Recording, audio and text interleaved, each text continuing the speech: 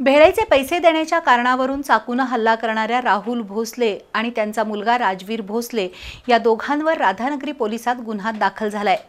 रविवारी संध्याकाळी 7:30 वाजण्याच्या सुमारास दुर्गमानवाड इथल्या यात्रेमध्ये चाकू हल्ल्याचा प्रकार घडला। त्यामध्ये कसबा तारळे इथले जयसिंग कृष्णाजी पाटील जखमी झाले। राधानगरी तालुक्यातील दुर्गमानवाड इथं विठलाई देवीची यात्रा भरली आहे। या यात्रेत गेलेल्या जयसिंग पाटील आणि त्यांचा भाऊ उदय यांनी भेळ घेतली, मात्र भेळेचे पैसे देण्याच्या कारणातून भेळ विक्रेत्या राहुल भोसले यांनी उदय पाटीलला मारहाण केली।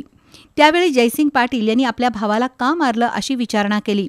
यावेळेस वाद वाढला आणि भेळ विक्रेत्याचा मुलगा राजवीर यानं जयसिंग पाटील यांना काठीनं मारहाण केली। दरम्यान राहुल भोसले यानं जयसिंग पाटील यांच्या छातीवर चाकूनं वार केला। भर यात्रेत चाकू हल्ला झाल्यानं भाविक भयभीत झाले। दरम्यान बंदोबस्तावर असणाऱ्या पोलिसांनी तातडीनं धाव घेऊन हल्लेखोर भेळ विक्रेत्या पितापुत्राला ताब्यात घेतलं।